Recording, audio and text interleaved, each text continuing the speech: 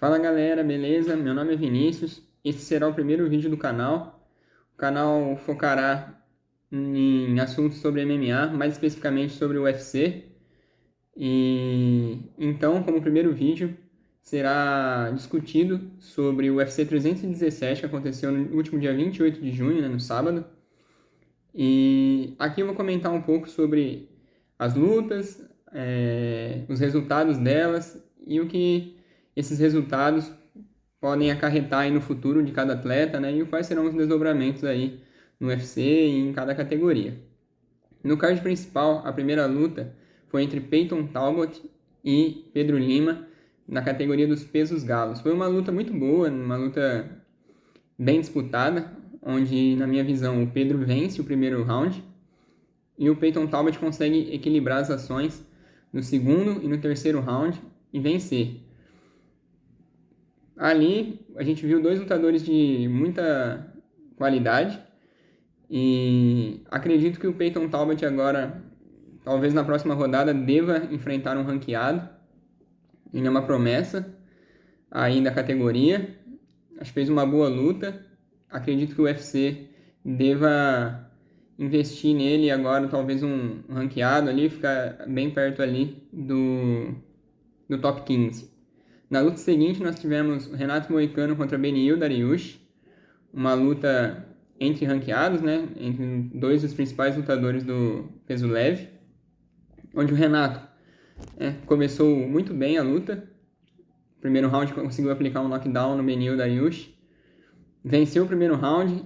Até ali parecia que nosso Renato Moicano conseguiria vencer a luta, trazer essa vitória para o Brasil, mas infelizmente ficou bem notável que ele acabou cansando, né, no segundo round, e o Beneil Dariush aplicou bastante chutes ali no corpo, né, que acaba minando um pouco a energia do seu adversário, né.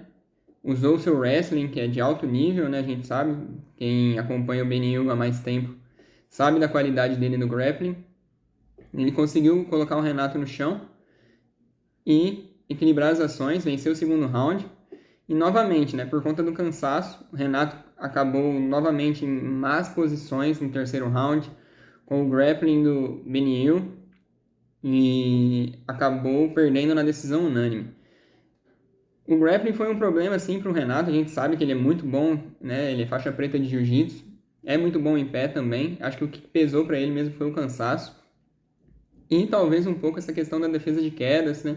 Essa parte de wrestling mesmo, né? Tanto que ele mesmo cita depois da luta, quando ele foi ao canal dele falar um pouco sobre como foi a luta, como ele estava se sentindo. Ele falou que é uma questão que ele deve trabalhar agora daqui para frente, na parte de quedas, na parte de defesa de quedas, porque foi algo que o incomodou e, queira ou não, o atrapalhou, né, nessa luta, e não só nessa luta, mas também na luta de janeiro contra o Islam Makhachev, que na primeira interação, né, que o Makhachev tenta entrar de queda, consegue colocar o Renato para baixo, e um pouco tempo depois, né, finaliza ele naquele Darcy Choke.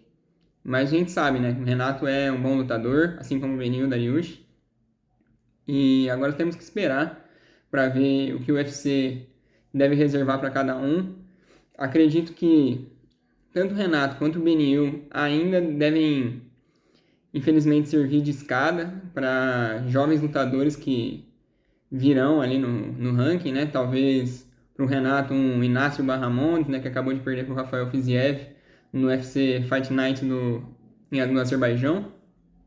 O Beneil Dariush também acredito que deve receber algum jovem, né? Um jovem talento em ascensão ali na categoria. E porque olhando para frente no ranking, acredito que não tem uma luta assim tão interessante para ele.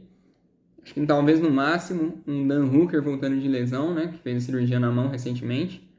Mas eu não acredito nisso. Teremos que agora aguardar e ver o que o UFC tem a oferecer para esses dois. Na luta seguinte, nós tivemos uma verdadeira guerra, né, entre o Brandon Royval e o Joshua Van, dois lutadores de nível altíssimo. O Brandon Royval a gente já conhece há mais tempo, né? Tanto que é o número 1 da categoria até 57 quilos. E o Joshua Van recentemente vem mostrando o talento dele, um garoto muito novo, né? Tem 23 anos. E deve ser o próximo na disputa do cinturão, né? E a luta estava bem equilibrada. Ali naquele final, ali no terceiro round, ali, com certeza a luta estava empatada, né? 1-1.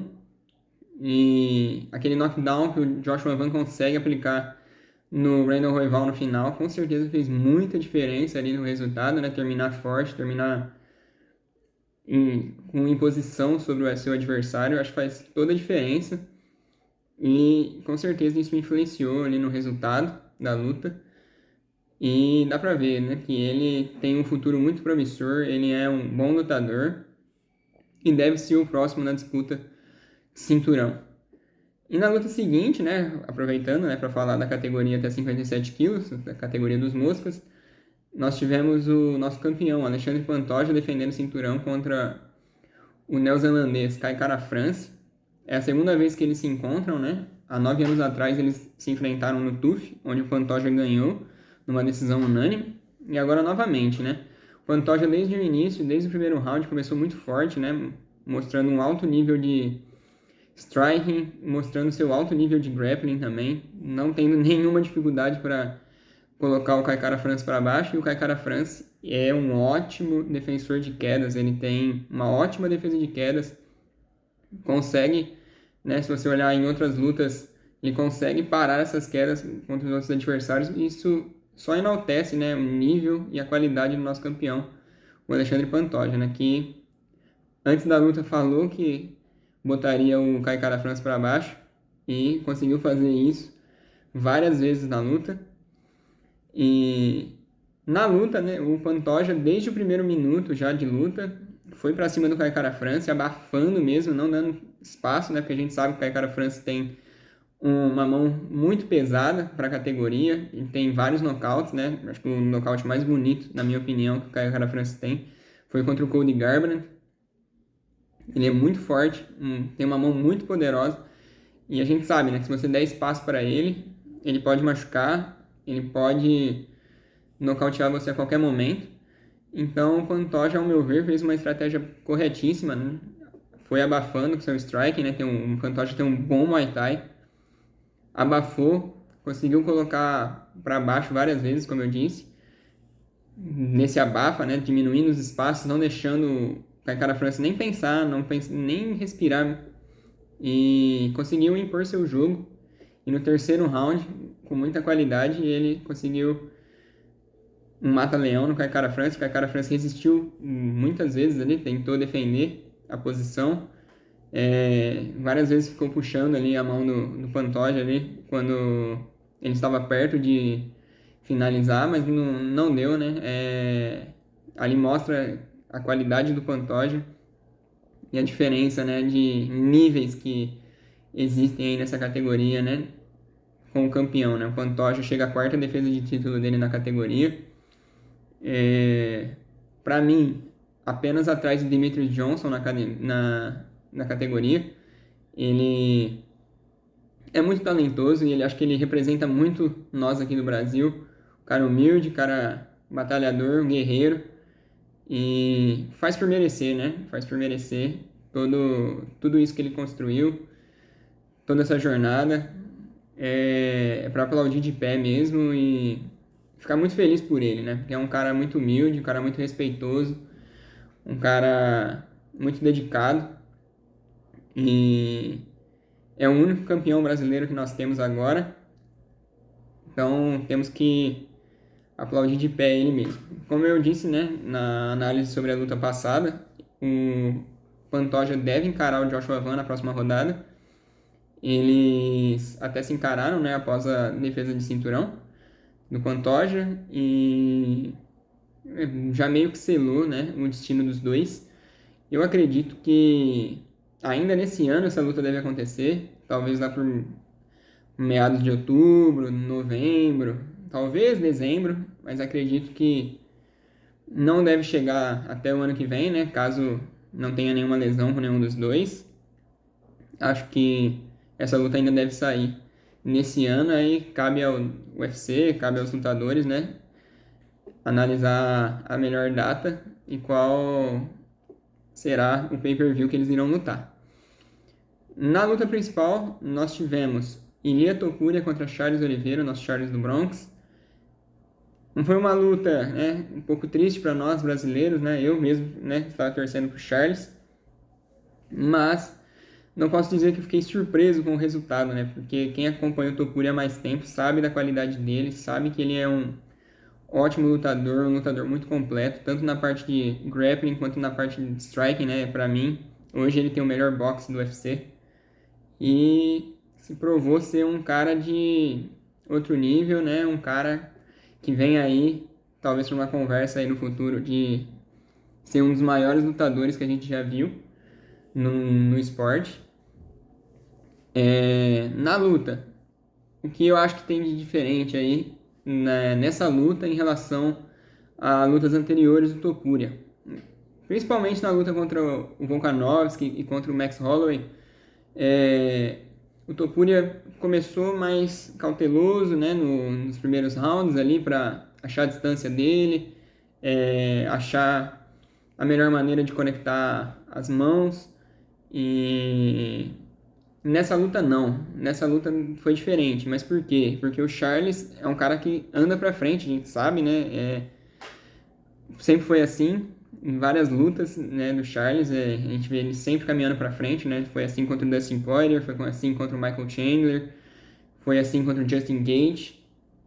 Mesmo que ele sofra, né? Inclusive contra o Dustin Poirier, ele levou knockdown na primeira luta contra o Michael Chandler, ele quase foi nocauteado. Contra o Justin Gaethje, ele tomou 2 knockdowns ainda no primeiro round e ainda assim prevaleceu. Então é um pouco difícil, né, de mudar esse estilo no Charles. É aquela coisa, né? O guerreiro vive pela espada e morre pela espada. Foi assim que o Charles, né, se tornou campeão. E, infelizmente, foi assim a maneira que ele acabou sendo derrotado no último sábado. Ele levou esse caos para cima do Topuria. E, queira ou não, o Topuria, como é um cara mais baixo, né, e de envergadura menor, não precisou encurtar a distância para o Charles, né? Porque o Charles foi até ele, foi trocar mão com ele e acabou acontecendo o nocaute, né? Antes, né, do nocaute, o Charles tentou também colocar o Topuria ali na grade, colocar para baixo, mas ali também o Topuria se mostrou um lutador muito bom, né? Tanto que ele consegue inverter a posição, colocar o Charles para baixo, consegue cair na guarda, né? Consegue ainda passar a guarda, cair numa posição de 100 quilos, mostrando que realmente, assim, não é só um lutador de striking, né? É um lutador muito completo. Apesar depois de, quando eles levantam, né, ele não querer ir para a guarda do Charles, ele se mostrou sim um lutador de alto nível ali na parte de chão. E pouco tempo depois vem o nocaute, né? O Charles entra ali para trocar a mão com o Topuria acaba acertando ele com um direito em um cruzado de esquerda, né? O Charles cai. E aí vem aqueles 2 golpes derradeiros até a intervenção do Mark Goddard, né, o juiz, e consagrando o Ilia Topuria duplo campeão. É triste dizer isso, né, que a gente estava torcendo pro Charles, mas Charles como eu disse, né, é o estilo dele, andar para frente, né. Eu acredito, dentro da minha opinião, faltou um pouco mais calma, talvez, de controlar essa ansiedade, o Charles, né, usar mais os frontais, né, usar melhor chutes na cabeça, joelhada, né, usar um jab, né, para manter a distância do Topuria, né, e fazer essas interações ali, trocar soco com o Topuria nos momentos certos, entendeu? Porque o Topuria, queira ou não, ele tem muito poder de fogo nas mãos, ele é muito forte e tem um boxe de altíssimo nível. Isso ficou claro nessa luta, e para quem acompanha o Topuria há mais tempo, sabe, né, do potencial dele, sabe da força que ele tem, da qualidade que ele tem. Lutas como que ele teve contra o Josh Emmett, mesmo não tendo nocauteado, ele massacrou o Josh Emmett durante 5 rounds, bateu muito no Josh Emmett. O Josh Emmett tem muito poder de fogo nas mãos também, não conseguiu ser páreo para o Topuria. O Volkanovski também não conseguiu aguentar o poder de fogo dele ali, né? O Volkanovski até ganha o primeiro round do Topuria, mas o Topuria no segundo round, quando encontra a distância, quando consegue colocar o Volkanovski de costas para a grade, consegue o nocaute. Contra o Max Holloway, que para mim foi ainda a luta mais difícil ainda do Topuria. O Max Holloway, para mim, na minha visão, tinha ganho os 2 primeiros rounds. Também não foi suficiente para parar o Topuria. O Topuria também conseguiu impor seu ritmo, conseguiu achar sua distância, conseguiu conectar seus golpes ali no terceiro round, conseguiu um nocaute em cima do Max. E agora com o Charles ainda no primeiro round. Topuria consegue, né, o duplo campeonato, né? Campeão da categoria dos penas e campeão da categoria dos leves. Ele, acho que sim, entra sim numa potencial disputa aí nos próximos anos aí para ser talvez o maior ou um dos maiores lutadores da história do MMA. Porque, né, ele bateu 3 lendas, né? Bateu o Volkanovski, bateu o Max Holloway, bateu o Charles e já é duplo campeão com 28 anos de idade. Eu imagino agora que deve vir o Paddy Pimblett para ele na sequência, né? Mesmo que o Dana White não tenha gostado muito da encarada deles ali no octógono, né? É uma luta, assim, que muita gente está interessada, né? Eu acredito que seja uma luta que vai vender muito. E existe uma rivalidade já estabelecida entre eles, a gente sabe de coisas do passado, né? De provocações, até de uma briga entre eles no passado. Então, eu acredito que essa deve ser a próxima luta para o Topuria. Ele diz, né, que gostaria ainda de lutar esse ano, talvez em dezembro. Acho que seria uma data legal para eles lutarem, né? E o Arman Tsarukyan, o Justin Gaethje terão que esperar ali, talvez até possam lutar nesse meio tempo, né, para ver quem será o próximo desafiante ao cinturão. E quanto ao Charles, eu imagino que agora ele terá que ficar um tempo parado, porque geralmente os médicos, quando você sofre um nocaute assim, os médicos dão um gancho, né, pro atleta, né, descansar e se recuperar. Então eu imagino que o Charles, se voltar, deve voltar para dezembro ou janeiro de 2026. E eu acredito que o adversário do Charles deva ser o Max Holloway, ganhando ou perdendo do Dustin Poirier. E seria mais legal, né, eu acredito, que o Max Holloway venha de vitória, né, sobre o Dustin Poirier, porque essa luta pode valer o cinturão BMF, e o que deixaria essa luta ainda maior, tanto para um card em dezembro, quanto para um card em janeiro. Quanto ao Topuria, acredito mesmo que deva ser a luta contra o Paddy Pimblett, a próxima. Algumas pessoas, né, falaram no nome do Islam Makhachev, mas eu não acredito, não vejo o Islam lutando pelo cinturão dos leves nesse momento. Tá muito bem encaminhada a luta do Islam contra o Jack Della Maddalena em novembro em Nova York, onde o Islam vai tentar o cinturão dos meio-médios, onde o Islam vai tentar seu duplo campeonato. E eu acredito, dentro da minha visão, que nem faz muito sentido mesmo o Islam voltar agora. Ele abriu mão do seu cinturão, abriu o caminho para o Topuria subir, para ele fazer essa luta com o Charles, né, e disputar o cinturão dos leves. Então não vejo muito sentido no Islam voltar agora, nesse momento, para enfrentar o Topuria. Acredito que talvez no futuro, com o Islam sendo duplo campeão, talvez se o Islam conseguir fazer uma defesa na categoria dos meio-médios, acho que seria o ideal, que não faz, para mim, de novo, não faz muito sentido o Islam voltar para enfrentar o Topuria. Acredito que o Islam deve enfrentar o Jack Della Maddalena. Na minha visão, o Islam deve vencer o Jack Della Maddalena. E pelo cenário na categoria dos meio-médios, eu vejo o Islam enfrentando um Kamaru Usman, talvez, uma luta que seria gigantesca, né? Pela história do Islam, pela história do Kamaru Usman, né? O Kamaru Usman, o segundo maior peso meio-médio da história do UFC. Então, eu acredito que se essa luta ocorrer, pode ocorrer no ano que vem, talvez num card, numa Semana Internacional da Luta do ano que vem, um card em Abu Dhabi, não sabemos, né? Só o tempo dirá. Mas acredito que essa luta não deve acontecer agora. Por isso que eu acredito que o Ilia Topuria deva enfrentar o Paddy Pimblett. No mais, caso o UFC não queira fazer essa luta, talvez um Arman Tsarukyan, mas eu não vejo essa boa vontade da organização. E também não vejo os fãs querendo essa luta nesse momento. Então, eu acho realmente que deva vir o pad, ao menos que, né, como vazou informações, né, o Dricus du Plessis, né, em um vídeo, falou que o co-main event do UFC 319, em agosto, que ele enfrentará o Khamzat Chimaev, terá como co-main event Paddy Pimblett e Justin Gaethje. Mas, depois da encarada, depois de toda a repercussão, eu duvido que essa luta deva acontecer. Então, acredito que o UFC deva substituir, né, esse co-main event, talvez até colocar o Justin Gaethje, mas quem sabe contra um Marman, não sei.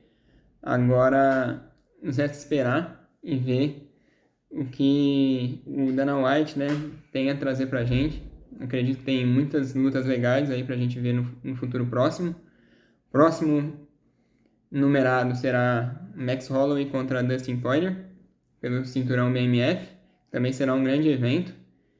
E vai mexer muito também com essa categoria dos leves.